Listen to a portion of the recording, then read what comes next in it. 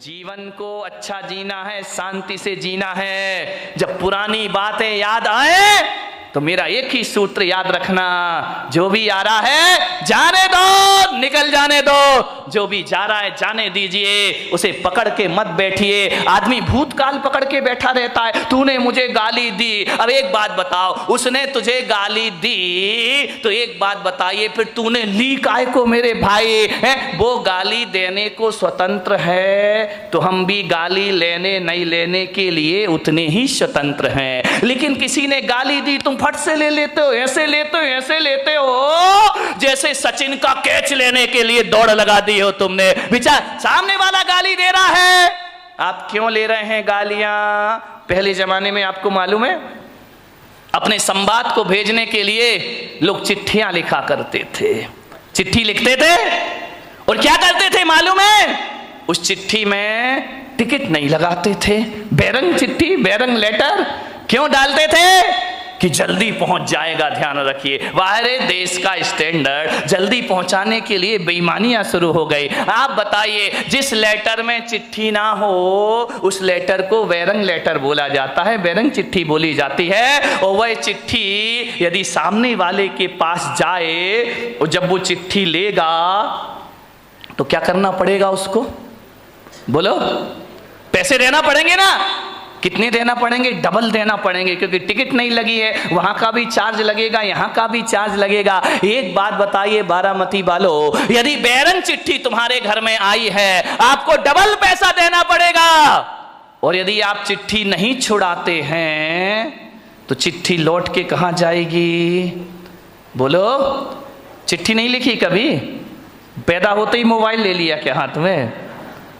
वह चिट्ठी लौट के वहीं जाती है जहां से आती है। यदि आपने चिट्ठी नहीं छुड़वाई तो बैरंग लेटर बैरंग वापस चला जाता है, और जब वहां जाता है तो उससे डबल किराया वसूल किया जाता है। आपसे मेरा निवेदन है, गाली भी एक बैरंग चिट्ठी हुआ करती है, सामने वाला हमें दे रहा है, और यदि हम उस गाली को स्वीकार ना करें, उस गाली को ना लें, तो गाली लौट कर कहां जाएगी? जहां से आई है वही। लेकिन आदमी तो बैरंग चिट्ठी लेने को तैयार खड़ा है, पढ़ से ला क्या लिखा है। ध्यान रखना, जितना चिट्ठी भेजने वाला स्वतंत्र है उतना लेने या नहीं लेने वाले आप भी स्वतंत्र हुआ करते हैं। किसी ने गाली बकी, आप लेते क्यों हो?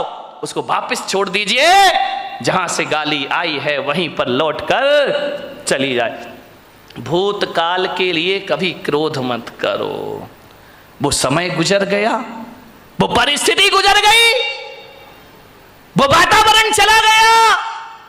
क्रोध अभी तक सीने से लगा के बैठे हो, ध्यान रखिए, रात गई सो बात गई, भूल जाइए उसको। वरना कुछ लोग बचपन की दुश्मनी को आज तक अपने सीने से लगाकर, अरे किसी ने कुछ कह दिया, दो बातें कह दी, अरे तो क्या बिगड़ गया अपना? यदि लड़ाई झगड़े में तुम जीत गए, जब भी ध्यान रखना, देवरानी से लड़ाई हो, सास से लड़ाई हो, भाई भाई की लड़ाई हो, बाप बेटे में लड़ाई हो, आदमी ये प्रयास करता है कि मैं जीत जाऊं, सामने वाला हार जाए तो बड़ी शांति मिला करती है। एक बात बताइए, आप एक बात मुझे बता दीजिए कि आप यदि छोटे मोटे झगड़ों में जीत गए तो क्या रामनाथ कोविंद आपको भारत रत्न का अवार्ड देंगे? नहीं नहीं देंगे तो बताओ, फिर खूब लड़ो, हाथ में डंडा ले लो, पत्थर, कौन सा सम्मान मिल जाएगा? यदि दो लोगों के विवाद में एक आदमी जीत गया तो उस समय ये सोचना, इससे मुझे कौन सी उपलब्धि मिल गई, कौन सा प्रधानमंत्री मेरा सम्मान कर देगा, कौन सा राष्ट्रपति मुझे अवार्ड देगा, कौन मुझे भारत रत्न बना देगा? आप बताइए, आप जीत भी गए भाई से झगड़ के, देवरानी से यदि जिठानी जीत भी गई तो कौन सा उसे वर्ल्ड कप इनाम में मिल रहा है? विचार करिए, आप इतना दिमाग लगा लीजिए, लड़ने की क्या जरूरत, झगड़ने की क्या जरूरत है? और इस लड़ाई में जीत भी गए तो कौन सा हमारा नाम हो जाएगा, कौन सी मालाएं हम पर डलेंगी? अरे इतना ही जीतने का शौक है ना, तो जाओ सीमा पर पाकिस्तान को जीत कर आओ, भारत तुम्हें सम्मान की निगाहों से देखेगा, हिंदुस्तान में तुम्हारा सम्मान बढ़ेगा। और मैं आपसे निवेदन कर रहा हूं, पाकिस्तान को जीतो या ना जीतो, महावीर की तरह खुद को जीत लो, दुनिया तुम्हें भगवान मानना प्रारंभ कर देगी, दुनिया तुम्हें पूजा करना प्रारंभ। जीतना है तो अपने आप से जीतो, लड़ना है, झगड़ा करना है तो अपनी गलत प्रवृत्तियों से झगड़ा करो। ये दुनिया तुम्हें महापुरुषों की श्रेणी में ले जा करके बेटा। आदमी छोटी मोटी लड़ाइयों को बहुत बड़ी जीत समझता है। दो भाई लड़ गए, जीत गए तो अरे हम तो बहुत बड़े विश्व विजेता बन गए। इन जीतों में, छोटी जीतों से खुश मत हो। यदि क्रोध को जीतना है तो ध्यान रखिए मान्यवर, बात छोटी है, बात बहुत बड़ी है। समझो तो बड़ी है, ना समझो तो बात की कोई कीमत नहीं है। ध्यान रखिए, दिक्कत इसी बात की है कि हम लोग छोटी जीत को बहुत बड़ी जीत समझा करते हैं। क्या होगा, किसी से बहस करने में जीत गए, ये बहुत बड़ी जीत नहीं होती है। जीते हो किसी ने देश तो क्या, हमने तो दिलों को जीता है। ध्यान रखिए, दिलों को जीतने का प्रयास करिए। किसी से लड़के जीत गए तो बहुत बड़े विजेता या सम्राट नहीं कहला जाओगे। एक बात याद रखना, यदि कमठ जीत भी जाता तो दुनिया उन्हें पारसनाथ नहीं मानती। रावण जीत भी जाता तो राम की तरह उनके मंदिर नहीं बनाए जाते। ध्यान रखना, रावण हार गया, राम जीत गए। लेकिन एक बात ध्यान रखना, राम इसलिए महान नहीं है कि उन्होंने रावण को मारा है।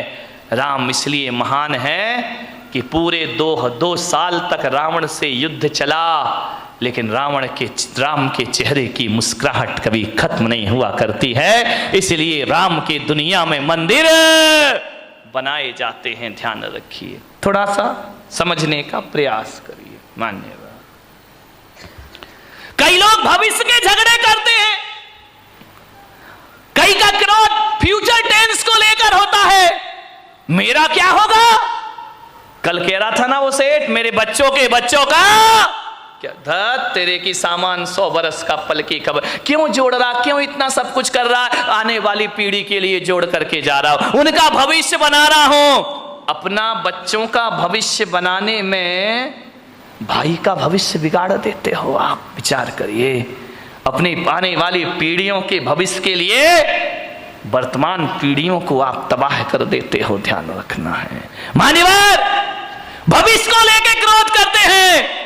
एक मुल्ला नसरुद्दीन था, वो बंबई जा रहा था, पूना से, यहाँ से तुम्हारी बारामती से बंबई जा रहा था। बेटा स्कूल से आया, जैसे ही स्कूल से बेटा आया उसने बैग रखा, मुल्ला ने तड़ा तड़ 10-20 चांटे जमा दिए उसके गाल में। पत्नी बोली, यार तुम्हारा दिमाग खराब हो गया है, बच्चा अभी स्कूल से आया है और तुमने इसको 10 चांटे लगा दिए। अरे मुल्ला ने कहा तू चुप खड़ी रह, तू बीच में मत बोल। अरे तो बोले तू मार काय को रिया है, बोले मैं बंबई जा रहा हूं इसलिए इसकी पिटाई कर रहा हूं। अरे यार ये कोई बात है कि तुम बंबई जा रहे हो बच्चे की पिटाई कर रहे हो। अरे बोले मार लेने दे आज इसको जी भर के। अरे बोले तू कैसा बाप है भाई, एक बाप बच्चे से दूर जाता है तो गले लगाता है, प्यार करता है, और तू इसकी पिटाई कर रहा। मुल्ला ने कहा आज इसे जी भर के पीट लेने दे, मैं बंबई जा रहा हूं, महीने भर लौट के नहीं आऊंगा, आज इसे पिटाई करके जाऊंगा। अरे पत्नी ने कहा कि यार मार क्यों रहा है? बोले तू नहीं समझेगी, मार इसलिए रहा हूं कि अब मैं महीना भर तो घर आऊंगा नहीं, परसों इसका रिजल्ट आने वाला है और मुझे मालूम है फेल होगा, और जब मैं यहां नहीं रहूंगा तो इसे मारेगा कौन? तेरे की आदमी, फिजूल की बातों के झगड़े हमारे घरों में हुआ करते हैं। जिठानी लड़ती है, पति समझाता है कि झगड़ा मत कर, तुम कुछ नहीं समझते हो, तुम्हें अपने बच्चों का भविष्य दिखाई नहीं दिया करता है, भविष्य को लेके झगड़े कर रहे हो। एक बात ध्यान रखिए, न भूत को स्मरण करो न भविष्य की चिंता करो, वर्तमान में जियो और वर्धमान बन करके खड़े हो जाइए, आपके जीवन की समस्याओं का हल हो जाएगा। जो वर्तमान में जिएगा वो वर्धमान होगा, जो भूत में जिएगा भूत बन जाएगा। भविष्य हमारे हाथ में होता नहीं है, ध्यान रखिए मान्यवर। किस बात के झगड़े होते हैं? छोटी छोटी बातों पे लड़ जाते हैं हम लोग। दिक्कत इस बात की है, जहां 4 लोग मिलते हैं, बात की शुरुआत तो बहुत अच्छे से होती है, इतने अच्छे से, लेकिन एंड बहुत बुरा हुआ करता है। लास्ट में हमारी सभाओं का, हमारी मीटिंगों का अंत लड़ाई झगड़े से हुआ करता है। इकट्ठे तो होते हैं, आओ बैठो कुछ विचार विमर्श करेंगे, ऐसा विचार विमर्श होता है कि बाद में हाथापाई पर नौबत आ जाया करती है। मान्यवर, आज संसद में क्या हो रहा है, विधानसभा में क्या हो रहा है, माइक फिक रहे हैं, कुर्सियां फिक रही हैं, जूते फिक रहे हैं, ये देश का आदर्श हो गया है। क्या प्रेरणा लेगी जनता इन लोगों से? मान्यवर, जीवन को महान बनाना है तो सहन करना सीखिए। सहनशीलताएं खत्म हो गई हैं हमारी। दो बात किसी की कोई बर्दाश्त नहीं करता है। पति कहता है मैं पत्नी की नहीं सुनूंगा, पत्नी कहती मैं तुम्हारी नहीं सुनूंगी, सास कहती मैं बहू की क्यों सुनूं, बहू कहती है मैं बुढ़िया की क्यों सुनूं। अब तुम अपने घरों में तो किसी की सुनना नहीं चाहते हो और मेरे कमरे में आके मुझे सब सुना के चले जाते हो।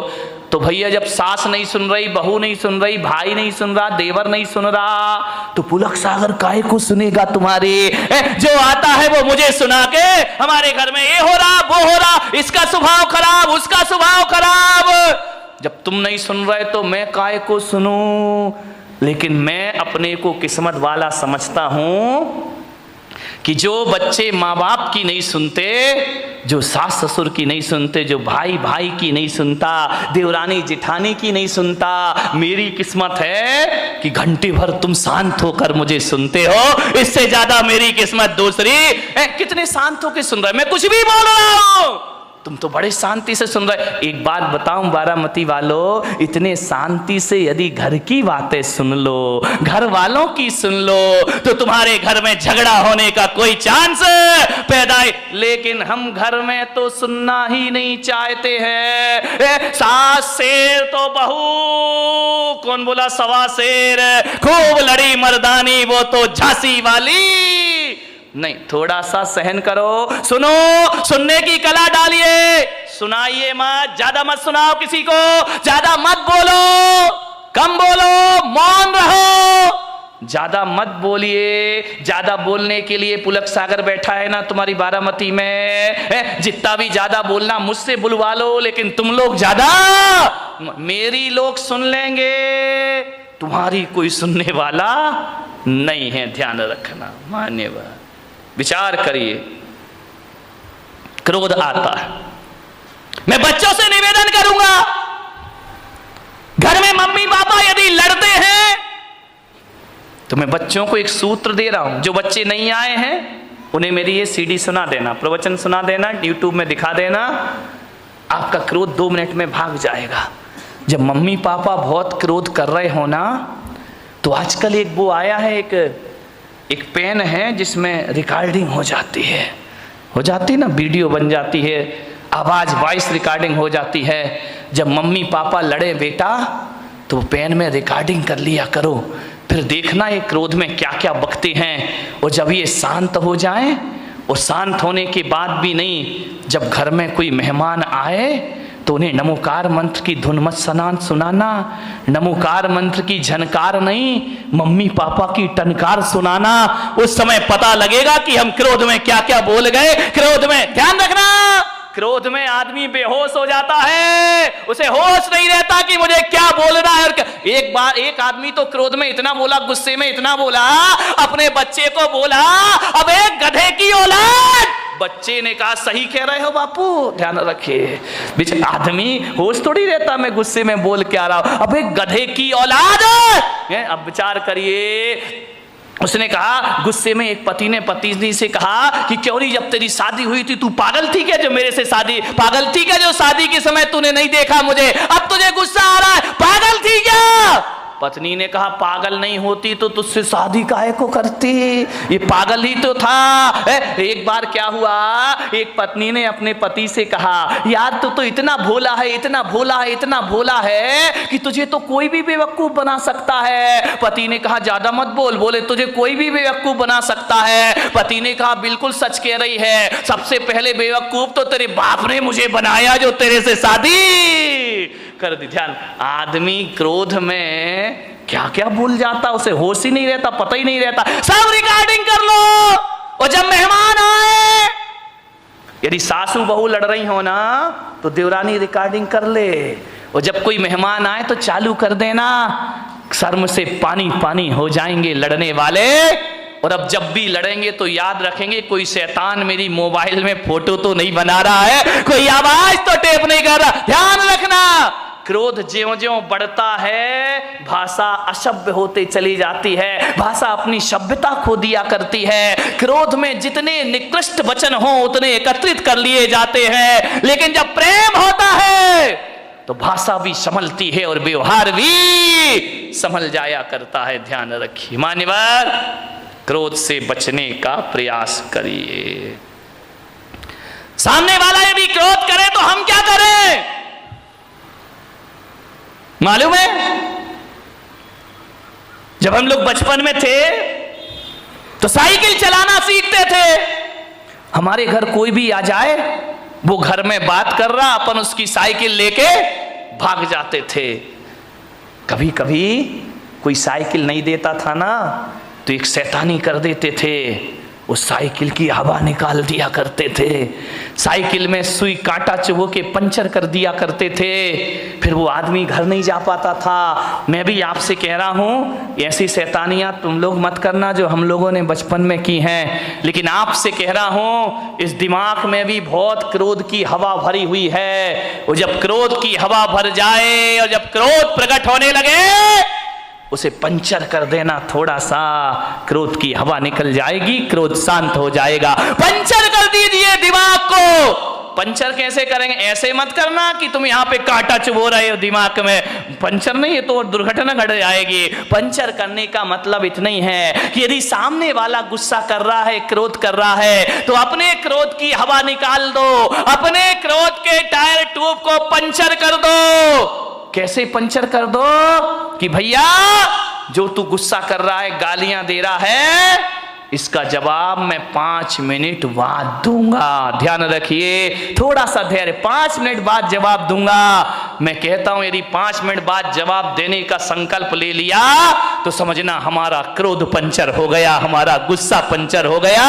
5 मिनट बाद आप उस क्रोध का जवाब कभी नहीं दे पाएंगे। ध्यान, आपको लगेगा यार किन बातों पे लड़ रहे थे, किन बातों पर बहस हो रहा था, ये लड़ने जैसे कोई तो बात ही नहीं। क्रोध को पंचर कर दीजिए। एक आदमी को मैं जानता हूं, वो एक चिट्ठी लिख रहा था, ऐसी चिट्ठी ऐसी चिट्ठी ऐसी चिट्ठी, 4 पेज भर दिए उसने। इतनी गालियां इतने गंदे शब्द। मैं वहां पहुंच गया, मैंने कहा क्यों भाई क्या कर रहे हो? अरे बोले मेरा दोस्त है ना, अब दुश्मन बन गया है, बहुत मेरा अपमान किया उसने। मैं चिट्ठी लिख रहा हूं, हजारों गालियां उसने चिट्ठी में लिख दी। तेरा सत्यानाश हो, तू बर्बाद हो, तू धोखेबाज है। लालू चिल्ला रहा ना नीतीश को कि तू धोखेबाज है, तू धोखेबाज है, तूने धोखा दिया, गठबंधन तोड़ा, 1000 गालियां। ध्यान, चिल्लाते रहो, अभी तो सारी दुनिया में मोदी ही मोदी चल रहा है। ध्यान रखिए, 1000 गालियां लिखी उसने। बोले मैं इसको पोस्ट करने जा रहा हूं, उसके पास पहुंचेगी ये चिट्ठी। मैंने कहा एक काम कर मेरे भाई। बोले क्या? मैंने कहा एक काम कर, ये चिट्ठी तूने लिख दी? बोले लिख दी। मैंने कहा इसको आज नहीं कल पोस्ट ऑफिस में डालना, लेटर बॉक्स में डालना। बोले नहीं मैं तो आज ही डालूंगा। मैंने कहा नहीं तू कल डालना। तो बोले कि इससे क्या हो जाएगा महाराज, मेरा क्रोध ठंडा हो जाएगा। मैंने कहा बिल्कुल ठंडा हो जाएगा, तू हो या ना हो ये चिट्ठी तू कल डालना। लेकिन एक बात याद रखना, आज इस चिट्ठी को पैक मत कर, रखा रहने दे, कल पैक करना, टिकट लगाना और अपने दुश्मन के एड्रेस पर डाल देना। बोले ठीक है आप कह रहे तो ये नियम में पाल लेता हूं। उसने हजारों गालियां लिख करके एक लिफाफे में रख दी। दूसरे दिन जब डालने को गया तो उसने कहा कि यार एक बार पढ़ तो लूं, कोई गाली इसमें कम तो नहीं रह गई है। जैसे ही उसने पढ़ा, उसने देखा यार मैं कितना स्टैंडर्ड का आदमी और इतनी घटिया गालियां लिखा करता हूं, आप विश्वास नहीं करेंगे। जैसे ही उसने चिट्ठी पढ़ी, क्रोध शांत हुआ, चिट्ठी को फाड़ फूड़ कर डस्टबिन में डाल दिया। बोले जवाब देने से कोई मतलब। ध्यान रखना, क्रोध तात्कालिक पागलपन है, और जब ये पागलपन पैदा होता है तो एक बात याद रखना, क्रोध तात्कालिक पागलपन की निशानी है। जब आदमी क्रोध में होता है तो पागलों जैसी हरकतें प्रारंभ कर दिया करता है। लेकिन एक बात ध्यान रखना, ये ऐसा पागलपन है जो जब पागलपन ये दूर होता है ना तो पश्चाताप दे करके जाता है हमारी जिंदगी को। सिवा पश्चाताप के हमारे हाथ कुछ लगता नहीं। क्रोध के तात्कालिक पागलपन को शांत करिए, वरना जिंदगी भर आपको पछताना पड़ेगा। ध्यान रखिए, क्रोध तो छोटी सी का टेम्परेरी चीज है, परमानेंट चीज नहीं है। लेकिन क्रोध में जो भी हम करते हैं वो हमें जिंदगी भर के लिए पश्चाताप दिया करता है। ध्यान रखिए, एक बात याद रखना, क्रोध पे थोड़ा ब्रेक लगाना है तो तात्कालिक उत्तर मत दीजिए, थोड़ा सा इंतजार करिए। क्रोध अपने आप शांत होकर के चला जाएगा। ये क्रोध पैदा क्यों होता है आप बताइए? हर आदमी को क्रोध आता है। क्रोध क्यों पैदा होता है? जब अपेक्षा बढ़ जाती है तो क्रोध का जन्म हो जाया करता है।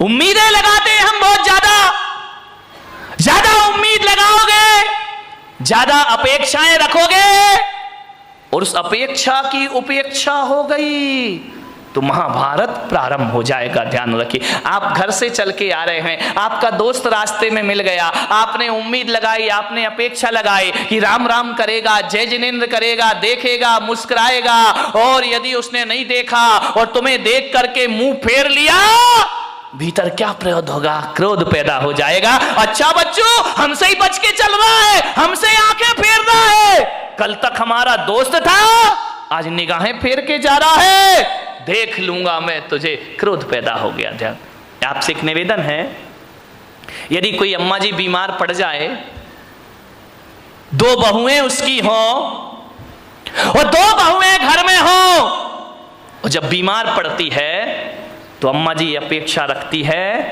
कि एक बहू आकर मुझे एक गिलास पानी देगी, टैबलेट देगी, दवाई देगी, एक बहू मेरे सिर दबाएगी। ध्यान रखना, आप सोचते हैं कि बहू सेवा करेगी और बहू ने सेवा नहीं की तो क्या पैदा होगा? क्रोध पैदा होगा। अच्छा, खा रही हैं, रह रही हैं आराम से, थोड़ी सी सेवा नहीं करती, मैं बीमार पड़ी हूं, आके नहीं देख सकती हो। मैं अम्माओं से निवेदन करूंगा, यदि दोनों बहुएं पीहर चली गई हैं, घर बेटे बाजार में गए हैं और अब आप बीमार हो और अब आपको दवाई खाना है, और जब बहुएं घर में नहीं हैं तो बताइए अम्मा जी आप क्या करोगी? विचार करिए, बताइए। आप बीमारी की हालत में भी पलंग से उठोगी, उठने के बाद किचन तक जाओगी, गिलास में पानी लोगी, दवाई हाथ से खोलोगी और खा जाओगी। विचार करिए, यदि घर में सुखी रहना है तो बहुओं से ज्यादा अपेक्षाएं मत लगाइए। जब तक हाथ पैर चलते हैं अपना काम खुद करो और आनंद से जीवन गुजारिए, लाचार मत बनिए। ध्यान रखिए, बहू यदि पानी और दवाई नहीं ला रही है तो ये मत सोचना मेरी बहू खराब है, सोचने की तो बात है, बस इतना सोच लेना मेरी बहू पीहर गई है और मैं यहां पर अकेली हूं। अपना काम खुद करो। ध्यान रखिए, भगवान के मंदिर में जाओ तो ये मत कहना कि मेरे बच्चे और बहू बुढ़ापे में मेरी सेवा करें। मैं पुलक सागर तुम्हें एक सूत्र दे रहा हूं, भगवान के मंदिर में जाओ तो ये प्रार्थना करना कि हे भगवान, बहू बेटे तो छोड़ो, ऐसा बुढ़ापा देना कि किसी से एक गिलास पानी की उम्मीद भी मैं ना रखूं, किसी से सहायता की उम्मीद ना रखूं। इतनी ताकत देना भगवान कि अपना काम में मरते दम तक अपने हाथों से, फिर लड़ाई कहां से होगी, फिर झगड़े कहां से होंगे? हर काम अपने हाथों से कर लीजिए, ज्यादा अपेक्षाएं मत लगाइए, ज्यादा मत सोचिए। ज्यादा सोचेंगे नकारात्मक विचार पैदा होंगे। ध्यान रखिए, यदि अपना काम खुद कर लो। एक बात ध्यान रखना, लोग कहते हैं कि आराम करने से आदमी स्वस्थ होता है, और मैं पुलक सागर कहता हूं कि काम करने से आदमी स्वस्थ हुआ करता है। कौन है धनपति? एक बात बताइए, एक सेठ, 20 नौकर चाकर, दर्जनों गाड़ियां जिसकी यहां खड़ी हैं, एक गिलास पानी भी अपने हाथ से भर के नहीं पीता। नौकर पानी लाके देते हैं, दूध वाला दूध लाके देता है, सब्जी वाला सब्जी लाके देता है, बहुएं हाथों पे खाना लिए खड़ी रहती हैं, 4 नौकर आगे और 4 नौकर पीछे चलते हैं। ऐसी जिंदगी बना ली इस आदमी ने, बिना नौकरों के जिंदगी नहीं चलती है। और एक बात बताओ मेरे भाई, जिस दिन नौकर नहीं आए उस दिन क्या हालात होंगे तुम्हारे। जिस दिन बहुओं ने देना बंद कर दिया उस दिन क्या हालात होंगे तुम्हारे। मैं उस आदमी को धनपति नहीं मानता जिसका पानी का गिलास नौकर लेके चलता है। अरे आप विचार करिए, अपने पीने के लिए एक गिलास का पानी भी ना ले पाओ तो तुमसे बड़ा अपाहिज इस धरती पर कोई दूसरा नहीं हो सकता है। तुमसे बड़ा विकलांग कौन होगा। नौकर ना आए तो पानी नहीं पी सकता।